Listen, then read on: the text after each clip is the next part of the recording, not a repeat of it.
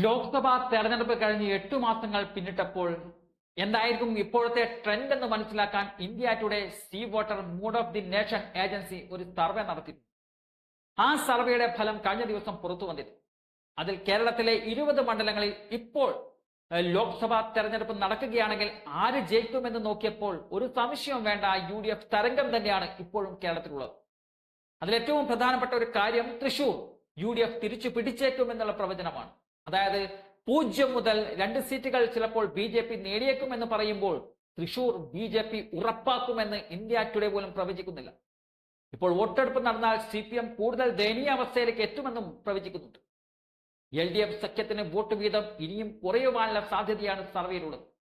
India today C voter mood of the nation അഭിപ്രായ വോട്ടെടുപ്പ് പ്രവചിക്കുന്നത് UDFന് 18 സീറ്റുകൾ ഉറപ്പ് എന്നതാണ്. LDF ഒരു സീറ്റിൽ ഒതുങ്ങുമെന്നും പറയുന്നുണ്ടെങ്കിലും 2024 വോട്ട് വീതം കുറയുമെന്ന് ഉറപ്പാക്കുകയാണ് സർവേ.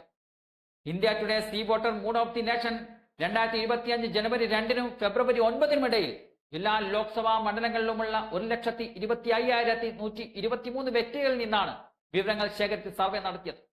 ട്രാക്കിംഗ് ഡാറ്റകൾ സർവേയിൽ ഉൾപ്പെടുത്തിയിട്ടുണ്ട്. 8 മാസം മുമ്പ് നടന്ന തെരഞ്ഞെടുപ്പിനേക്കാൾ 2% കുറവാണ് LDFന് ഇത്തവണ വോട്ട് ഷെയർ വരുന്നത്.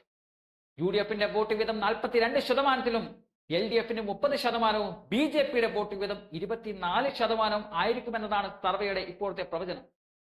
ലോക്സഭാ തെരഞ്ഞെടുപ്പ് മണ്ഡലം വെച്ചാണ് സർവേ നടത്തിയതെങ്കിലും ഇത് വരാനിരിക്കുന്ന നിയമസഭാ തെരഞ്ഞെടുപ്പിലും പ്രതിഫലിക്കുമെന്നത് ഉറപ്പാണ്. ഇതാണ് ട്രെൻഡെങ്കിൽ ഇത്തവണ 3 അക്ക സംഖ്യയിലേക്ക് UDF കടക്കുമെന്നതാണ് ഗ്രൗണ്ട് റിപ്പോർട്ടുകൾ.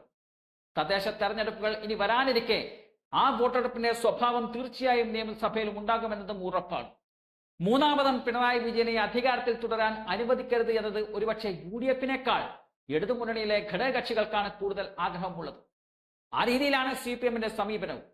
എന്തായാലും ഇന്ത്യ ടുഡേയുടെ സർവേ ഫലം കോൺഗ്രസ് അണികൾക്കിടയിൽ വലിയ ആത്മവിശ്വാസമാണ് ഉണ്ടാക്കിയിരിക്കുന്നത്.